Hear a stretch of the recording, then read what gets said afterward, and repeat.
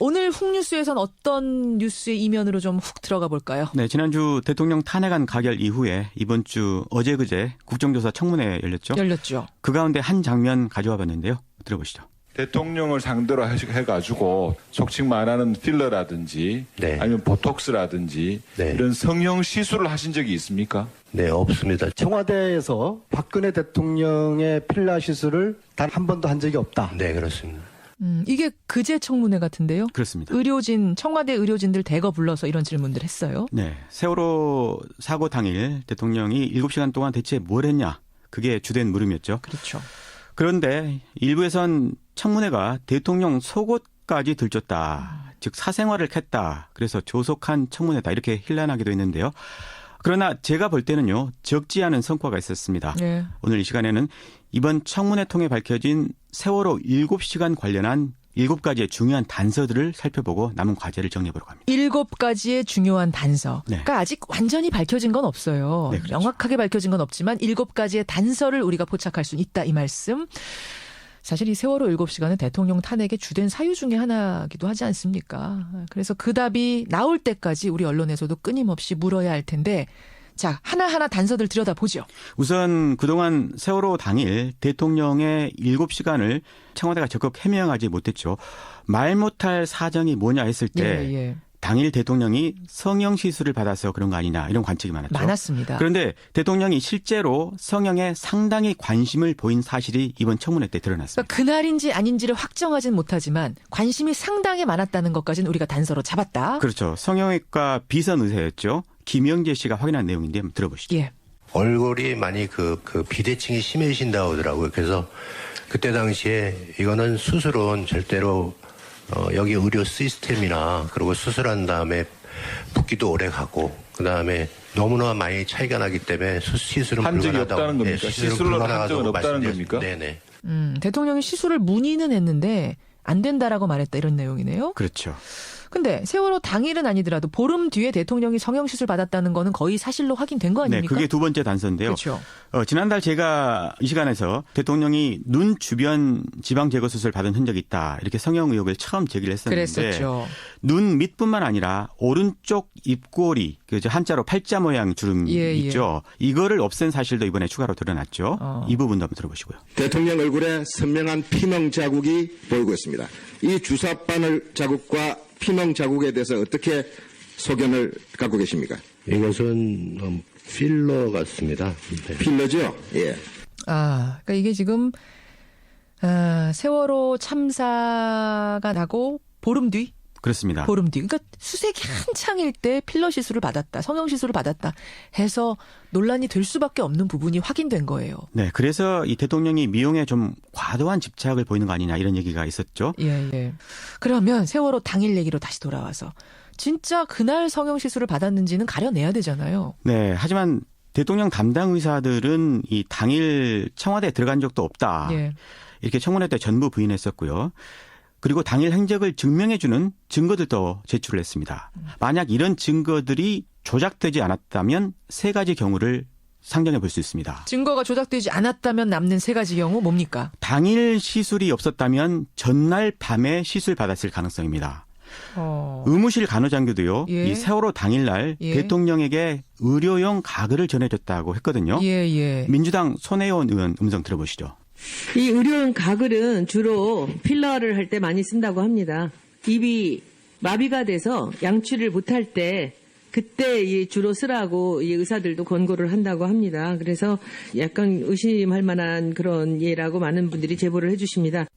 그러니까 전날 밤 세월호 참사 전날 밤 의료 행위가 있었기 때문에 평소 찾지 않던 가글을 당일 오전에 찾은 거 아니냐 이런 의문이군요. 그렇습니다. 다시 말해 세월호 7시간 행적을 탐색을 할 때 그날 7시간뿐만 아니라 그 전날 7시간 그리고 세월호 당일 밤 7시간도 대통령이 뭘 했는지 함께 봐야 한다는 뜻입니다. 거기가 첫 번째 경우. 두 번째 경우는 뭡니까? 지금까지 알려진 비선 의사 말고 제3의 비선 의사가 있을 수도 있다는 거죠. 왜냐하면 앞서 들으신 성형외과 의사 이야기는요. 비선 성형외과요. 자신은 칼로 하는 성형의사라서 비대칭은 못 잡는다 이렇게 말했거든요. 그렇죠. 그럼 다른 성형 의사가 있었을 가능성이 있다는 겁니다. 두 번째 경우. 그럼 제3의 비선 의사도 아니라면 세 번째 경우는 뭡니까? 성형 시술 가운데 필러 주사의 경우는요. 시술이 간단해서 주사를 잘 놓는 사람이면 누구든지 시술할 수 있다고 합니다. 그렇다면 청와대 의무실 간호장교 가운데 주사 잘 놓는다는 조모 대위가 있거든요. 이번에 청문회 증인으로 안 나온 조모 대위. 그렇습니다. 그 사람이 여전히 용의선상에 올려놓을 수가 있는 겁니다. 이 세 가지 경우도 전부 단서가 될 수 있는 거군요. 그렇습니다. 그래요. 근데 성형 얘기만 우리가 지금 굉장히 많이 한 것 같은데 성형 말고도 대통령이 마약 성분의 프로포폴 같은 걸 맞고 정신이 혼미해진 상태라서 세월호 대응을 제대로 못한 거 아니냐 이런 의혹도 여전히 있지 않습니까? 그렇죠. 이거는 청와대가 터무니없이 많은 주사제를 구매한 사실이 드러나서 생긴 의혹이죠. 그렇죠. 그런데 주치의건 자문의건 비선의건 아니면 간호장교건 누구도 대통령에게 당일 주사 놓았다고 말한 사람은 없습니다. 그런데 이번 청문회에서 혹시 대통령 스스로 주사 놓은 거 아니냐 이런 관측을 낳게 하는 증언이 새롭게 나왔습니다. 이게 6번째 단서입니다. 그래요. 그런 얘기까지 나왔었나요? 그제 이 돌발적으로 나온 이야기였는데요. 이 청문회 엑스맨 내부의 적이라는 새누리당 이완영 의원 있죠. 예. 이분이 김상만 의사를 상대로 한 신문에서 나온 말인데 이 부분 한번 들어보시죠. 예. 아무튼 그분 손에 쥐어줬습니다. 그 주사를 어떻게 맞아야 되는지 다 확인하고 설명 다 해드리고 직접 해드렸습니다. 간호장교한테 아니, 간호장교가 아니라 그분한테 해드렸습니다. 그분한테 해드렸습니다. 그분이 그러니까 대통령이라는 거예요? 그렇습니다. 대통령한테 주사 놓는 방법을 직접 가르쳐줬다? 네. 야, 근데 아무리 방법을 가르쳐줬다고 해도 대통령이 자기 팔에 직접 주사 놨다고는 상상하기 힘든 거 아닙니까? 그렇죠. 그렇죠? 네. 마지막 단서 그럼 뭡니까? 7번째는. 어떻게 보면 이게 제일 중요한 단서인데요. 바로 세월호 당일 대통령의 근태입니다. 근태라는 건 근무 태도. 네네. 조직 생활에서 아주 중요한 덕목이 바로 근태죠. 그렇죠. 주변에 근태 나쁜 사람들 한번 떠올려 보시죠. 어느 곳이나 그런 사람이 있기 마련인데. 있죠. 그런데 박 대통령 역시도 세월호 당일 근태가 불량했다는 걸 알 수 있는 사실이 이번 청문회 통해 밝혀졌습니다. 아하. 이용주 의원의 김장수 전 안보실장을 상대로 한 신문 준비됐으니까 들어보시죠. 그 당시 아침 상황에 대해서 서면 보고를 관제하고 집무실 두 군데로 보낸 게 맞습니까? 제 기억에 그렇습니다. 집무실에 있는 게 확인이 됐으면 집무실을 보냈을 것이고 관제에 있는 게 확인이 돼서 관제를 보냈을 것인데 어디에 있는지 확인 자체가 안 됐기 때문에 양쪽 보낸 거 아닙니까? 그렇습니다. 맞죠? 예. 그러니까 세월호 당시 상황 보고를 집무실하고 관저 네. 양쪽으로 보냈다는 건데 이것과 근태와 무슨 상관입니까? 만약 세월호 당일 북한이 침략이라도 해왔다고 하면 쳐보죠. 그러죠. 안보실장이 대통령 위치를 파악하지 못했다? 아하. 이건 있을 수가 없는 일입니다. 예. 게다가 보고를 올린 당시는요. 오전 10시 무렵이기도 했거든요. 오전 10시면은 당연히 집무실에 있어야 하는데 근무 시간에도 대통령이 집무실 정위치 안 했다는 얘기가 되네요. 그 부분이 문제인 겁니다. 한마디로 재택근무를 했다는 건데. 아니 저는 갑자기 그 생각이 드네요. 정말 그날 하루만 출근을 안 했던 걸까요? 그날만? 안타깝게도 그렇지 않은 것 같습니다. 박 대통령의 일거수일투족을 가장 잘 아는 사람 바로 청와대 조리장인데요. 그렇죠. 퇴직한 조리장 한상훈 씨의 언론 인터뷰 한번 들어보시죠. 예. 박근혜 대통령은 평소에는 그냥 일요일이건 뭐 평일이건 비서관회의나 무슨 뭐 국무회의 외 일정이 없을 때는 거의 뭐 관저에 계시니까 그래서 세월호 그날도 관저에 계셨기 때문에 그 말을 처음에 못한 거라고 생각을 하죠. 국민들은 왜 평일에 출근 안 하고 관저에 있냐. 그 말을 못한 거라고 우리는 그렇게 생각을 했어요. 아, 평일에 그 시간에 네. 왜 출근을 안 하고 집에 있느냐, 관저에 있느냐, 왜 침대에 머물고 있느냐 이 부분을 해명하기가 어려우니까 처음부터 숨긴 게 아니냐라고 이 조리장을 생각했다는 거예요. 누구든지 그런 문제 제기를 할 수가 있는 상황이었던 거죠.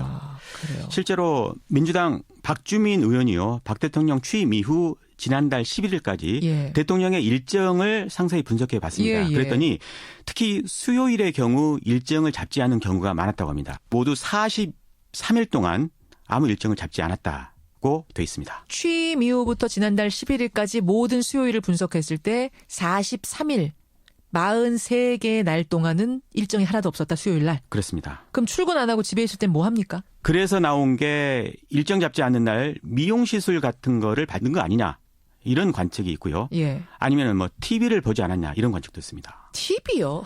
TV는 또 무슨 얘기입니까? 앞서 음성 들어본 청와대 조리장 그분 말에 따르면요. 예. 대통령이 제일 좋아하는 게 바로 혼자서 식사하면서 TV를 보는 일이었다고 합니다. 대통령이 TV 드라마 좋아한다는 얘기는 뭐 전부터 있긴 했습니다만. 그렇죠. 그렇죠. 그래서 드라마의 여주인공 이름 길라임을 차은병원에서 이용한 것도 그래서 그런 거 아니냐라는 얘기도 있었고요. 그렇습니다. 실제로 대통령은 그 드라마에 나오는 남자 주인공도 좋아한다고 본인 입으로 말하기도 했습니다. 현빈 좋아한다. 그 시크릿 같은 데 나온. 예. 진짜로 대통령이 좋아했을까요? 그와 관련해서 재미있는 이야기도 있는데요. 현빈은 해병대 제대 이후에 저축을 많이 한다고 해서 박근혜 대통령 표창을 받았고요. 예. 작년에는요. 현충일 날 박 대통령이 보는 앞에서 추모 헌시를 낭독했습니다. 그래서 현빈이 이번에 촛불 집회 나오면 박 대통령이 즉각 퇴임할 거라는 그런 우스갯소리도 실제로 있었습니다. 그런 우스갯소리 있었죠. 네. 오죽하면 대통령이 드라마에 빠져 있다는 이런 이야기까지 나올까 싶은 참 기막힌 상황이네요. 청와대가 7시간에 대해서 적극적으로 소명을 하지 않고 있기 때문입니다. 그렇죠. 언론의 의혹이 보도가 되면 그건 안 했다고만 말을 하고 뭘 했다 이렇게까지 이야기는 안 하고 있으니까요. 오늘 이 세월호 7시간과 관련해서 우리가 정확히 그때 뭘 했는지까지는 밝혀내지 못했지만 단서로 삼을 만한 7가지를 꼼꼼히 짚어봤습니다. 이걸 바탕으로 특검이 이제 진상을 규명해 줬으면 좋겠습니다. 그리고 저는요. 오늘 내용을 쭉 들어보니까 세월호 사고가 다른 날 터졌어도 결과는 비슷했던 거 아닌가. 뭐 이런 생각이 들 정도로 참 참담하네요. 그런 의미에서 이 대통령이 7시간 동안 뭘 했는지 알아내는 것만 중요한 게 아닌 것 같습니다. 대통령의 평소 근무 태도를 보면 그날뿐만 아니라 다른 날에도 대통령이 과연 무엇을 했는지 의심하지 않을 수 없는 것 같습니다. 그렇죠. 2014년 4월 16일에만 그 7시간에만 문제가 있었던 게 아니라 혹시 4년 내내 7시간 같은 일이 벌어졌던 건 아닌가 의문을 품게 됩니다.